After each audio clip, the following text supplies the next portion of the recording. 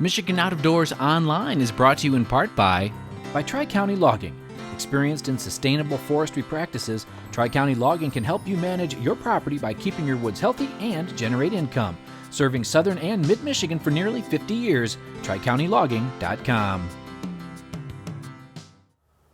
Hello everyone and welcome to Michigan Out of Doors. I'm Jenny Olson-Silik and we sure hope everybody is staying as safe as possible out there in these crazy times we're living in right now. We do have an all-new show for you this week. I'm going to take you to the Port Huron area to show you what some local anglers there do to kind of get themselves through the winter and start talking about springtime fishing.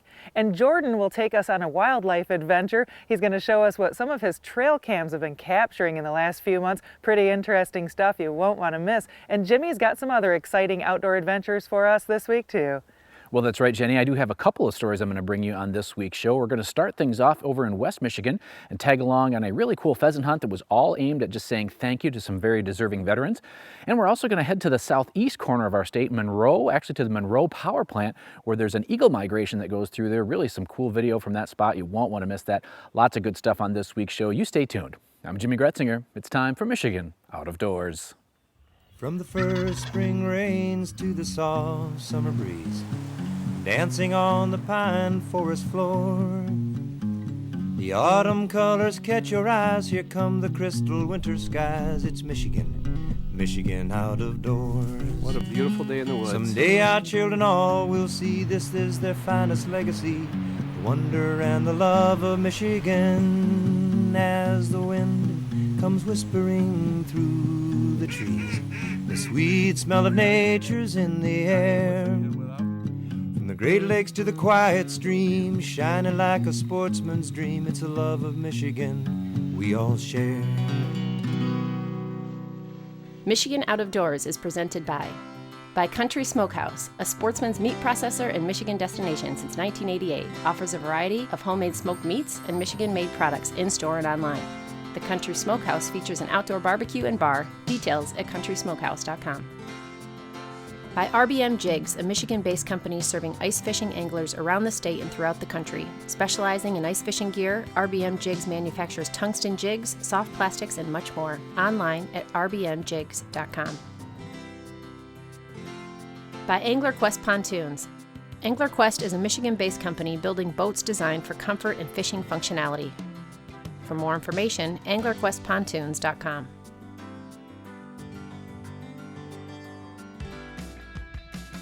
By Polar Craft Boats, offering riveted and welded boats for the outdoor enthusiast. Whether you're targeting fish or waterfowl, Polar Craft Boats have several models to choose from that keep you high and dry. For more information, polarcraft.com.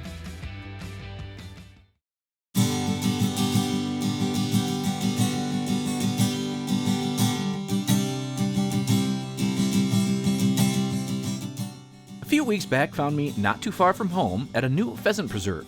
Today was all about saying thank you to some deserving veterans from the area, and we were all happy to be a part of it. Today we're just taking some proceeds that we raised at our banquet last week, and we're investing in some time for our vets, and we hosted 8 vets today here for a bird hunt. Across the board, everybody had a heartfelt sincerity to do this, and it was just a privilege to give back to the guys that gave us the freedom to be able to go do this day in and day out and be free. Some of the veterans here today were very accomplished hunters. A few of them had never been bird hunting or even tried their hand at wing shooting. But with a little help and some practice, we were ready to hit the fields. Don't shoot anything on the ground, and make sure there's some sky between you and the dog. I always like to keep my gun up because gravity kind of helps you out bring it down. Never want to point your muzzle at anything you don't want to destroy if you got your gun down. Dogs are moving pretty quick, so. I have known Pat for many years, and it's fun to see him getting this place underway. I asked him just how he decided to start a bird preserve. Well, it's something I always wanted to do. I started out guiding at Rooster Ranch years ago, I think almost 30 years ago. And it's just, I love the outdoor life. I love hunting and fishing. You know, I used to run a charter boat and had you guys on my charter boat several times, but there's always something about doing what you love. You know, the adage always says, find something you love to do, find a way to make money at it, you'll never work a day in your life. We're in Unica, Michigan, right on the eastern side of Muskegon County, and we got 320 acres. We can hunt 2 parties at a time right now, but pretty centrally located, and I think we got a pretty good mix of cover out there. We got some sorghum, we got some canary grass, we got some switchgrass, and it's been a pleasant experience so far. We had 2 groups hunting today and a camera with both parties. It was fun to see some good dog work and catch up with a few of the veterans. Here, well, we got a lull in the action. Let me get your name, sir. Jim McAlinden. And Jim, where did you serve? I served in Vietnam. And how many years were you there? 2. And what branch of the Army? Or what branch of the service? Army. 82nd Airborne. Well, thanks for your service. Well, thank you. And you, sir, where did you serve? Also Vietnam. Okay, Army?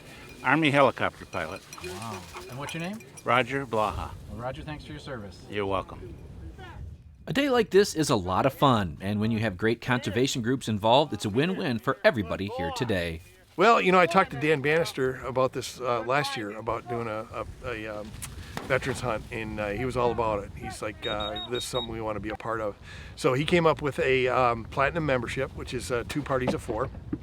And he said he wanted to be part of it, so he came out and guided with Michael. And then we had a couple of volunteer guides on the other side that came to help the veterans. We never have a shortage of supply of people that want to work the veterans hunt. This is a very special day for us. And when you got, you know, associations like Pheasants Forever, the Grand Valley chapter, the Allegan chapter, Michigan Duck Hunters Association, the Lake Effect chapter came through with a gold member hunt. Our local businesses, Scott Meats, Taylor Office Supply, when these people come together for these veterans is what really makes this a special event, and we really enjoy having these guys every year. There goes. Hey! It just took a while. The long distance shot. It just took a little while for him to die. Tell me a little bit about that gun you're toting there. This is a Winchester Model 23. It's pretty rare. They made 500 of these over the years. 1984 was the year of production. Okay. So it's an antique like I am. Well, it's still working though. Yeah, we're both working. Well, we just want to say thank you to those people that let us eat in peace. You know, if you eat in peace, thank a veteran. You know, and these guys gave up a big part of their life to serve this country, and thank God they did. It made this country what it is. Without these guys right here, the United States wouldn't be what it is today. What do you think of today? I loved it. It was great. They might make a country boy out of this city boy after all. It was incredible. And which branch of the military? Army, And for how long?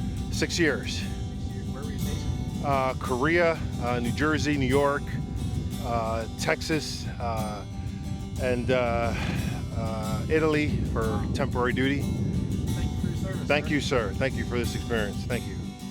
Hunting on a bird preserve is not the same as hunting wild birds in most cases. However, it is a ton of fun. It is great work for the dogs, and like here today, it's a great way to expose new people to the sport of bird hunting. I know a few of these vets today were surprised how much they enjoyed it, and they can't wait to try it again. I like what Pat said earlier. If you eat in peace, thank a vet. We live in some interesting times right now, and to those who protect us around our country and around the world, to the men and women of our armed forces, we say thank you.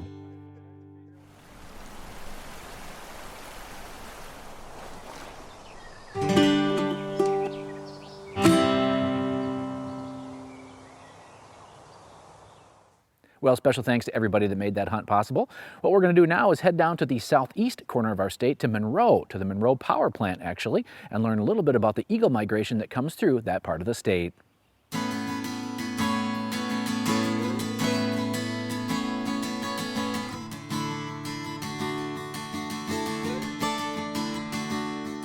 So where we are right now is we're at the DT Energy's Monroe Power Plant in Monroe, Michigan. We are on the western basin of Lake Erie towards the end of the Detroit River.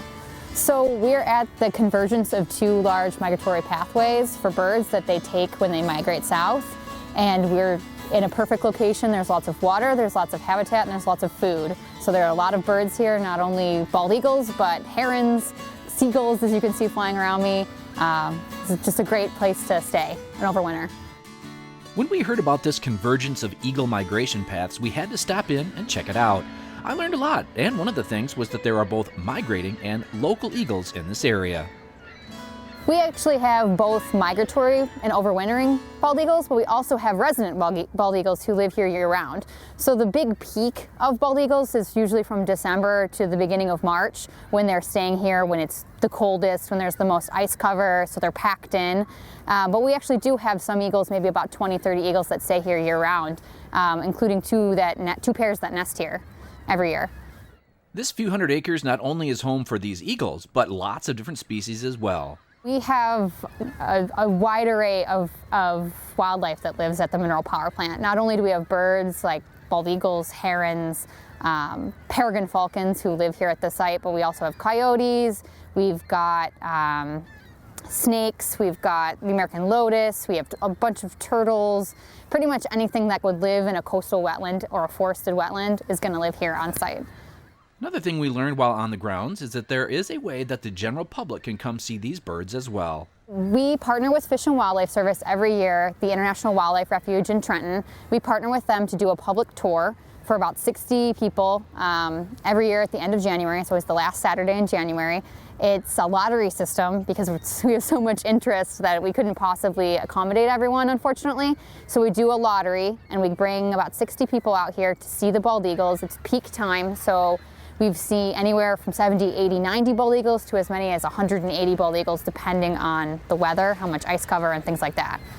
I don't usually put power plant and wildlife habitat in the same sentence, but that's exactly what is actually happening here on the shores of Lake Erie. This is a pretty cool location because not only is it a power plant, you know, it's a coal-fired power plant, but it also is one of the last stretches of, you know, Lake Erie that's not developed. There are no condos here, there are no, you know, strip malls, there's nothing. There are very few spots along the Detroit River in the Western Basin that aren't developed.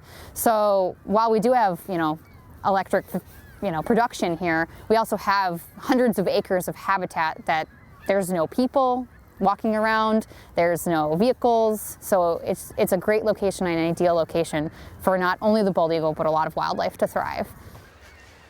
We have seen, I don't know, more than 100 eagles today, but they are really skittish. I figured we'd be able to get within 50 yards, maybe 100 yards. Maybe 100 is the closest we've got. It's a little trickier than I thought, but you'd think as a top predator that they'd be pretty easy to get close to. But really cool place out here, right on the, I mean, we're steps away from Lake Erie. Cool place for sure. So if you live in this part of the state, or, you know, to put in for that lottery, I would highly suggest trying this because it's a pretty cool spot out here. With very little human activity in this area, this ground in some ways does in fact act like a wildlife preserve, giving many species a home here. In some senses, it is a preserve. We don't allow the public to come in, only on specific events like our Eagle Tour. Some of our employees do use it as a walking trail, but otherwise there's very little traffic out here with people. The wildlife can just be, they can exist, they can live their normal lives, eat, hunt, whatever, and they're pretty much away from all people and activity.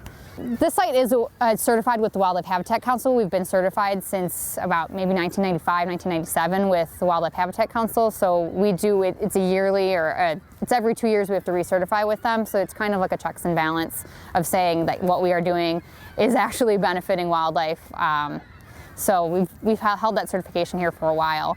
But I do want to say too, if people are interested, if the public wants to come out and see these bald eagles, the lottery for our public tour starts every year on Thanksgiving. It opens up on the Fish and Wildlife's website, so the public can go on their website, log in, sign up for the lottery, and hopefully get picked and come out. And if they don't get, if they don't get picked that year, try again, because it's a really unique opportunity, and I'd encourage everyone to sign up.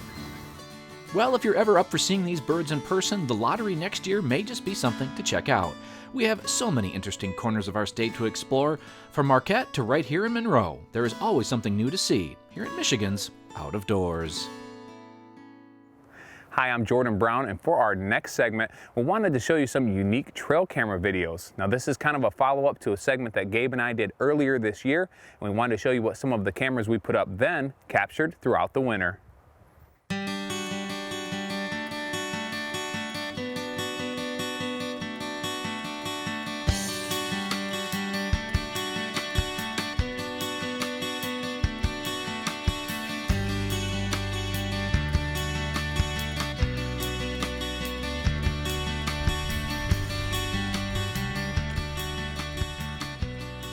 A couple of months ago, Gabe and I spent an afternoon hanging trail cameras, and although we did put up a few for deer, most of the cameras were positioned to capture predators. We put one of these cameras over an existing deer carcass, knowing that lots of predators would visit and hoping we would capture a bobcat on camera. Bobcats are becoming more popular in this part of the state, and in less than a week, we had accomplished our goal.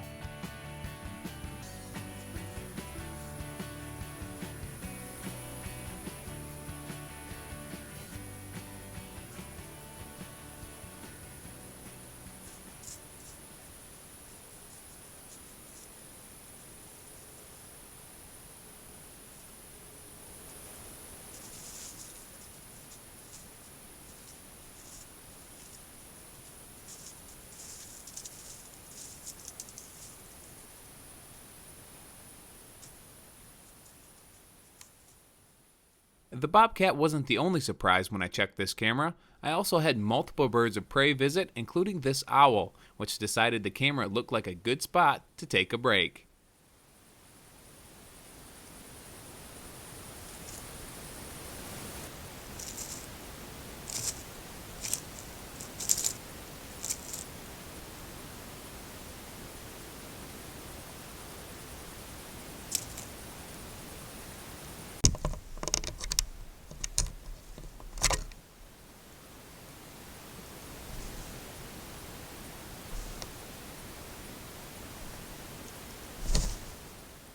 I also had several coyotes visit this carcass throughout the winter, including this pair that showed up multiple times every week. All in all, coyotes consumed more of this carcass than any other predator.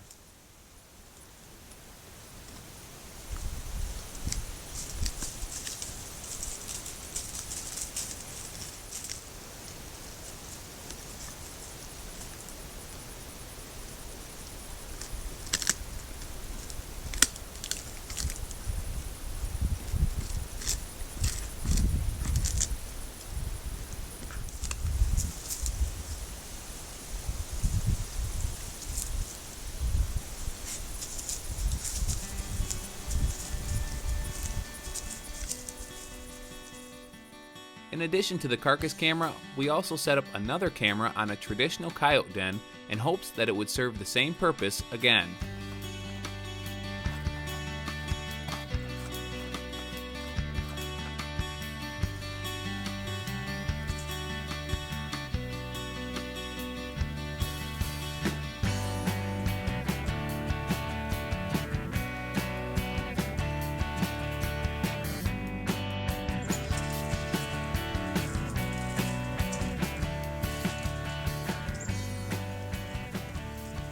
Although several coyotes and fox did periodically use the den, a surprise visitor was the one that spent the most time there.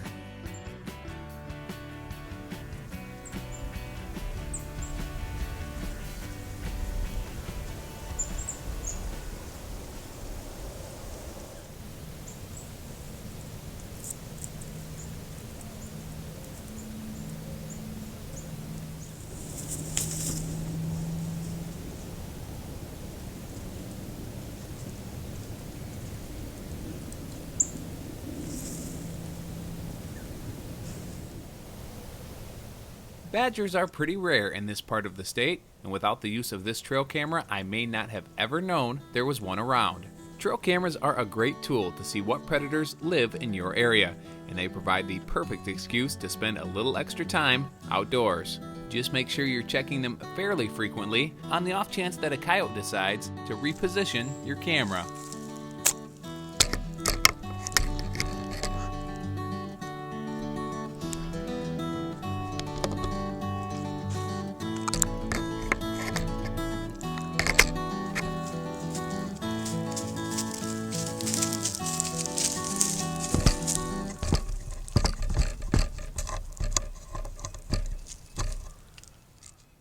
In this next story, we're going to take a look at one local bait shop in the Port Huron area does to kind of help out the fishing community in that weird time of year where there's no ice to go out ice fishing, but it's a little too early for springtime fishing. Anderson's Pro Bait Shop in Port Huron is host to an annual Sunday morning seminar series called Fish Church, and folks around here love it. We started them 17 years ago, and it was just a way to boost business and also educate some of the people. Each year I typically do the same topic all the time. And the people I bring in, I don't bring in people who have an agenda. I don't want somebody who's sponsored by everybody and they're pushing their products. That's not the idea of this. I'm bringing in local people with local knowledge, and we put them for our area. I'm not doing ones on Lake Erie, Lake Ontario, Lake Michigan. I'm doing them all for our area right here. The first one is spring salmon. The next one will be on vertical jigging and power drifting. And then after that will be lead core, copper, and weighted steel. Captain Tim Cook says the end of winter is a perfect time for these seminars. Everybody is got cabin fever and they're itching to go fishing, and spring fishing around here that's where it's at, really. And these are down-to-earth seminars with people that are used to going fishing this area. We're not professionals, and we have no alternative goals in mind, but it's just down-earth fishermen getting together. It's free and it's good information, and support a local bait shop. 17 years we've been doing it, so you learn a lot from a lot of the local anglers. They've gone all winter, or most of the winter here, definitely right now. They're watching videos, they're watching social media, they're watching fishing movies. So when the seminars, some of these guys that will show up, they're not going to learn anything from it. They've been salmon fishing, the first one, for 30 years, but they're still here every single year to get for the coffee, the donuts, and the camaraderie. Like I said before, we set these up for the novice. That's how we kind of geared them. The topics stay the same. The people, my speakers usually change a little bit, but I want these for the guy who's just getting into it. The idea isn't here to teach some guy who's been salmon fishing for 20 years a new technique. That's not what we're doing here. With that said, each time I have a seminar and I sit and I listen, I pick something out of there. I learn something. So you can always learn something, no matter how long you've been doing it. There's knowledge out there to be learned, especially when you get different people. They fish different techniques. So it's good for all of us. Big water fishing on Lake Huron is quite a bit different than the Lake Michigan side of the state, and sharing information specific to the Sunrise side is a valuable thing. So our salmon fishery, a lot's changed since the salmon have crashed.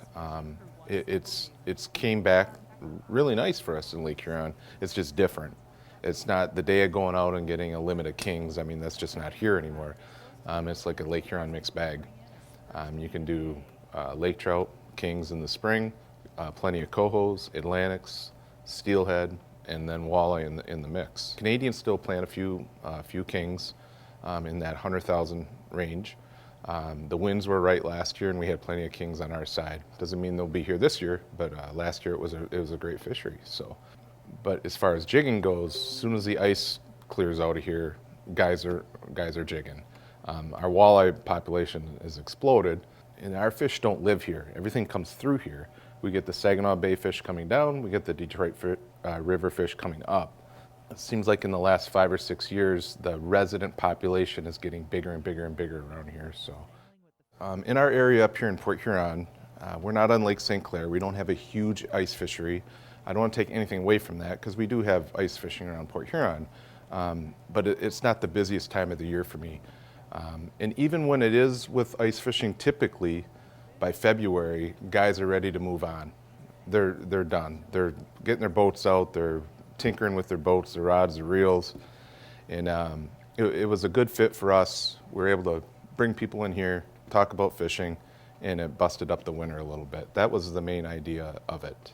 It's a good fit. It kind of fills the void of the sporting world around locally anyways. Judging by the number of anglers who get out of bed and drag a chair to the bait shop on a Sunday morning, it's safe to say there's a need for these fish church meetings. Newcomer Ray Banka says he'll be back. I mean, you grew up fishing out here your whole life, right? Yeah, but I was perch fishing and walleye fishing. You know, I wasn't really trolling and stuff like Did you that. learn some good stuff today? Oh yeah. The only thing is bring a pencil.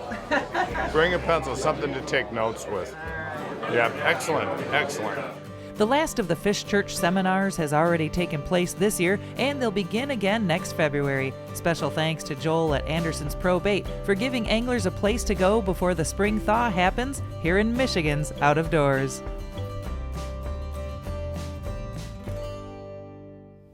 Thanks for joining us this week for Michigan Out of Doors. Make sure you stay tuned in upcoming weeks. We've got a lot of great things headed your way. Next week, we'll be showing you our Big Buck Night East that happened in Novi at Outdoorama back in February. You won't want to miss that. Lots of great buck tales to be told. We'll also be bringing you some other springtime fun. If you'd like to see where we are and where we're headed next and what we're doing in the lockdown, make sure you check us out online.